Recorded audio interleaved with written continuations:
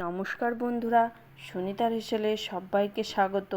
আমার আজকের রেসিপি ডিমের কারি। এটা একটি কমন রেসিপি। এটা প্রায়শই সকলের বাড়িতেই তৈরি হয়ে থাকে, আর আপনারাও খুব ভালো বানাতে পারেন। তবে আমি কিভাবে বানাই সেটাই আজ আমি আপনাদের সঙ্গে শেয়ার করব।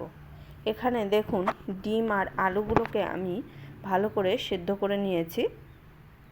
এবার আমি কড়াইতে পরিমাণ মতো তেল দিয়ে তার ভেতরে আমি সামান্য একটু লবণ আর হলুদ দিয়ে আমি ডিমগুলোকে ভাজা করে নেব।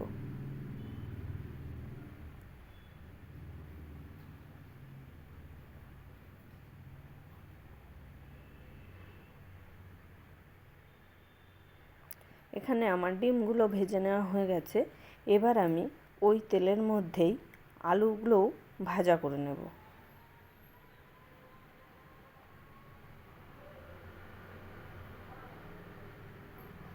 আলুগুলোও আমার ভেজে নেওয়া হয়ে গেছে। এবার আমি আলুগুলোও তুলে নেব। এবার একটা মশলা তৈরি করে নেব। তার জন্য আমি মিক্সির জারের ভেতরে এক টুকরো আদা দিয়েছি, আর কয়েকটা রসুন, একটা ছোটো সাইজের পেঁয়াজকে টুকরো করে নিয়েছি, একটা ছোট টমেটোকেও আমি টুকরো করে নিয়েছি, আর কয়েকটা কাঁচা লঙ্কা। এটাকে আমি একটা মিহি পেস্ট তৈরি করে নেব। এবার আমি কড়াইতে গোটা জিরে ফোড়ন দিয়ে আমি ওই মশলার পেস্টটা দিয়ে দেব।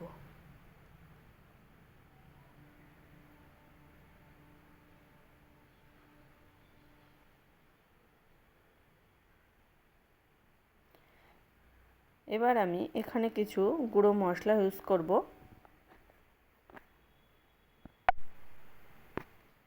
এখানে আমি জিরে গুঁড়ো দিয়েছি, ধনে গুঁড়ো, আর দেব সামান্য একটু কাশ্মীরি লঙ্কার গুঁড়ো কালারের জন্য।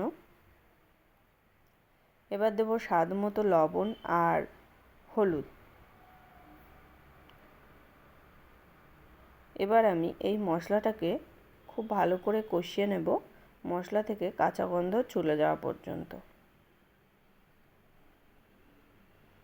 দেখুন, আমার মশলাটা খুব ভালো করে আমার কষিয়ে নেওয়া হয়ে গেছে, মশলা থেকে তেল ছেড়ে গেছে। এবার আমি ভেজে রাখা ডিম আর আলুগুলো দিয়ে আরও কিছুক্ষণ ভালো করে কষিয়ে নেব।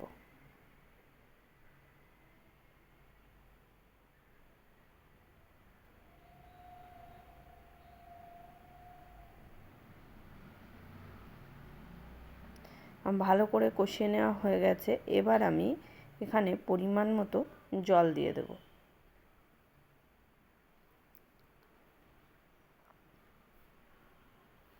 ভালো করে মিশিয়ে নিয়ে আমি 5 মিনিট ভালো করে ফুটিয়ে নেব।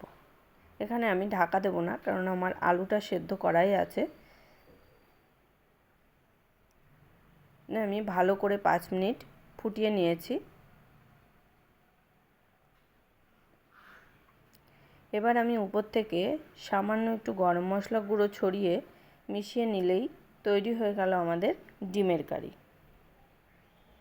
আমার এই রেসিপিটি যদি ভালো লেগে থাকে তাহলে অবশ্যই একটা লাইক করবেন, শেয়ার করবেন, আর কমেন্ট করে জানাতে ভুলবেন না। তাহলে আজকের মতো এই পর্যন্তই। আবার দেখা হবে নতুন কোনো রেসিপি নিয়ে। ভালো থাকবেন, সুস্থ থাকবেন। ধন্যবাদ।